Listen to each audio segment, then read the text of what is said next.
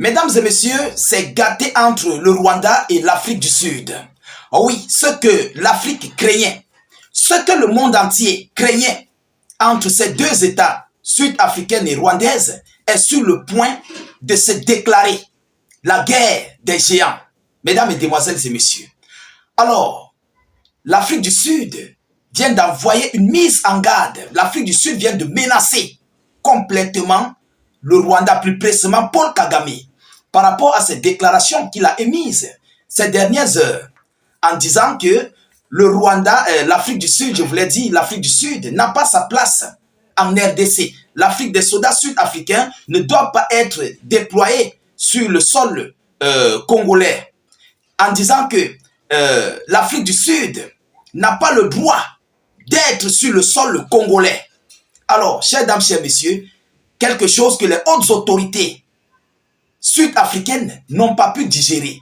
Et ils viennent de menacer proprement M. Kagame, et ils ont menacé, ils ont envoyé des mises en garde au Rwanda. Alors, il s'agit de la ministre de la Défense sud-africaine. Vous savez, lorsque les femmes sont dans une diplomatie, lorsqu'elles sont sur un poste, chers dames, chers messieurs, il faut faire très attention par rapport aux hommes. On se rappelle, lorsque Kadhafi vivait, il avait aux alentours des femmes. Attention, attention. Pourquoi? La question est posée. Et alors, c'est ce qui se passe en Afrique du Sud. Attention, ministre de la Défense sud-africaine, une femme, faites très très attention. C'est un conseil. Alors, le Rwanda a frappé en fait sur la mauvaise porte. Il a frappé sur la mauvaise porte.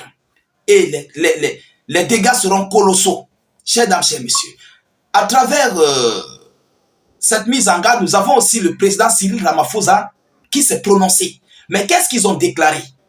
Permettez-moi d'aller en profondeur dans l'annonce officielle qui a été dit.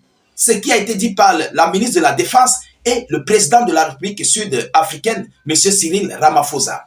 Mais avant de continuer, rassurez-vous de partager massivement cette vidéoconférence. Notre but, c'est d'informer le million de personnes. Nous donnons des informations vraies, des informations vérifiées et vérifiables, que vous pouvez vérifier. Continuez en fait de mettre beaucoup de j'aime, mettez beaucoup de j'aime. Ça sécurise notre vidéoconférence contre, voilà, nos adversaires occidentaux qui ne veulent pas voir nos vidéoconférences parce que nous disons des vérités. Ah oui, abonnez-vous massivement à nos différents canaux pour ne plus rater nos prochaines vidéos d'actualité. Activez les cloches de notification pour recevoir les notifications sur vos Android, sur vos iPhones, sur vos smartphones. C'est très important. Vous comprenez? Mettez suffisamment d'avis en commentaire. Même si vous n'avez rien à écrire, mettez salut état d'urgence. Alors, qu'est-ce que la ministre de la Défense sud-africaine a déclaré? Écoutez, la ministre de la Défense met en garde le Rwanda après les multiples propos de Paul Kagame. Elle dit, je cite, « Toute attaque de l'armée rwandaise contre le contingent militaire sud-africain dans l'est de la République démocratique du Congo constituerait une déclaration de guerre. » Ne constituerait pas une provocation. Elle n'a pas parlé de provocation, mais elle a parlé de provocation de guerre. Donc on va passer à l'étape supérieure, direct, la guerre. Paul Kagame se dit que, comme il est un peu éloigné de l'Afrique du Sud, ça serait impossible pour l'Afrique du Sud de frapper sur le Rwanda. Attention, l'Afrique du Sud a des alliés puissants, l'Iran, l'Inde, la Russie. Ils sont capables d'envoyer des drones kamikazes, des drones Shahed, qui vont quitter de l'Afrique du Sud pour frapper sur le Rwanda. Ils sont capables d'envoyer des missiles. Attention Rwanda, attention. Vous avez provoqué la mauvaise personne. Je vous ai dit ça. Ce que tu as fumé là, il faut sécher. Ce que tu fumes sans sécher là, c'est pas bon. Il faut sécher avant de fumer. Paul Kagame. Tu comprends? Le Rwanda, l'Afrique du Sud, je vous l'ai dit, l'Afrique du Sud est capable de créer une base arrière sur le sol congolais, en frontière avec le Rwanda, et de frapper, de pilonner sur le Rwanda. Attention, ne te dis pas que l'Afrique du Sud est loin, donc ils ne peuvent rien te faire. Non, ils ont des navires, ils ont des avions de combat, ils ont des avions cargo pour transporter des troupes. Ils ont tout ce qu'il faut pour transporter du matériel. Attention, attention. Paul Kagame, tu frappes sur la mauvaise personne. Tu frappes en fait sur la mauvaise porte. Malgré qu'il y a un langage qui dit, lorsqu'un aveugle te dit qu'il va te viser la pierre, sache que il a déjà piétiné la pierre en question. Ce qu'il va te viser avec, il a déjà piétiné. Mais attention, ta pierre risquerait de se diriger vers la mauvaise personne, au mauvais moment et au mauvais endroit. Attention. Alors, elle ne s'est pas arrêtée là. Elle dit, je cite, il dit que c'est ce qu'a déclaré ce 30 janvier la ministre sud-africaine de la Défense, Angie Motshega, en se référant à une déclaration de Cyril Ramaphosa. Le président les a prévenus. Le Rwanda, si vous tirez, nous prendrons cela comme une déclaration de guerre. Nous devrons protéger notre peuple, a-t-il indiqué, cité par Time Life. Il s'agit des troupes sud-africaines qui font partie des forces de la communauté de développement de l'Afrique australe.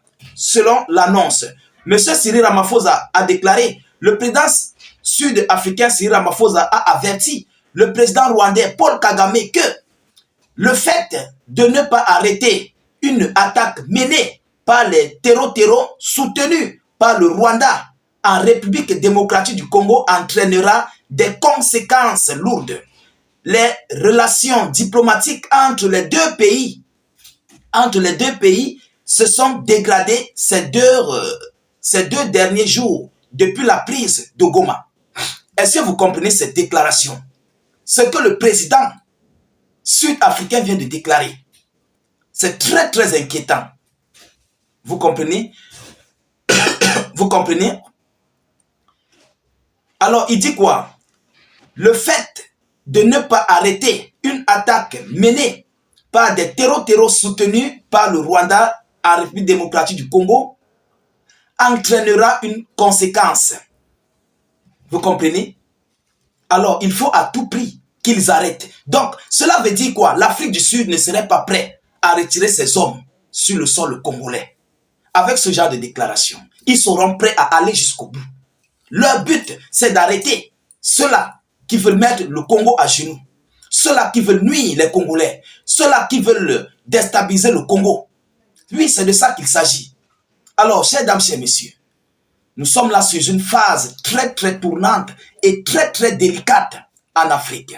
Oui, parce que sachez-le, si la situation s'embroise en Afrique de l'Est ou en Afrique centrale, on va le dire en Afrique centrale, sachez-le, que vous le voulez ou non, l'Afrique centrale, Est, Sud et peut-être Ouest seront automatiquement dans un désordre, dans un désordre total.